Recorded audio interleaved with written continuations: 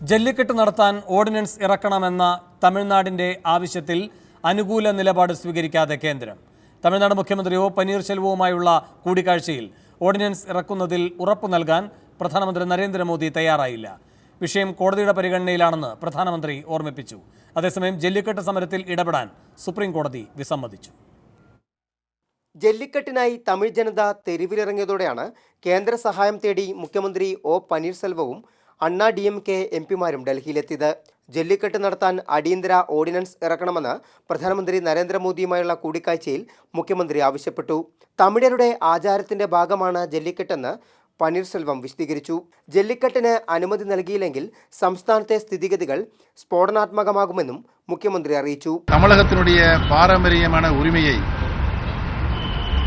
வீர விளையாட்டை மீண்டும் நடத்துவதற்குரிய சட்ட திருத்தத்தை மத்திய அரசு கொண்டு வர வேண்டும் என்று வலியுறுத்தினேன். എന്നാൽ ഓർഡിനൻസിന്റെ കാര്യത്തിൽ ഉറപ്പു നൽകാൻ പ്രധാനമന്ത്രി തയ്യാറായില്ല. ജല്ലിക്കെട്ടിന്റെ സാംസ്കാരിക പ്രാധാന്യം അറിയാമെങ്കിലും വിഷയം കോടതിയുടെ പരിഗണനയിലാണെന്ന് പ്രധാനമന്ത്രി ചൂണ്ടിക്കാട്ടി. തമിഴ്നാടിന് എല്ലാവിധ സഹായവും നൽകും. സംസ്ഥാനത്തെ വരൾച്ച പഠിക്കാനായി കേന്ദ്ര സംഘത്തെ അയക്കുമെന്ന് കൂടിക്കാഴ്ചയ്ക്ക് ശേഷം പുറത്തിറക്കിയ പ്രസ്താവനയിൽ PMO അറിയിച്ചു.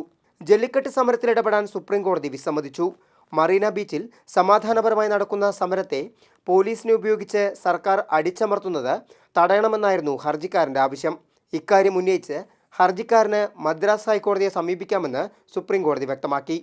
ഓർഡിനൻസ് ഇറക്കുന്നത് തമിഴ്നാട് രാഷ്ട്രീയത്തിൽ ഇടപെടാൻ ശ്രമിക്കുന്ന BJPക്ക് രാഷ്ട്രീയ നേട്ടമാകുമെങ്കിലും സുപ്രീം കോടതിയെ മറികടക്കുന്നത് വിമർശനങ്ങൾക്കിടയാക്കുമെന്ന വിലയിരുത്തലാണ് കേന്ദ്രം. ഡൽഹിയിൽ നിന്നും രാജേഷ് കോയിക്കൽ, മാതൃഭൂമി ന്യൂസ്. ചെന്നൈ സമരം മുന്നറിയിപ്പോ എന്നാണ് സൂപ്പർ പ്രൈം ടൈം ചർച്ച ചെയ്യുന്നത്. ഈ വിഷയത്തിൽ പ്രതികരിക്കാൻ തമിഴ്നാട് മുൻ additional chief secretary PC Cyriac IAS, നിയമവിദഗ്ധൻ ഡോക്ടർ സെബാസ്റ്റ്യൻ പോൾ, BJP നേതാവ് advocate PA Sreedharan Pillai, BBC Chennai ലേഖകൻ വെങ്കടേഷ് പെരുമാൾ എന്നിവർ. അതിഥികളിലേക്ക് പോകും മുൻപ് 1 മിനിറ്റ് ദൈർഘ്യമുള്ളൊരു ഇടവേള.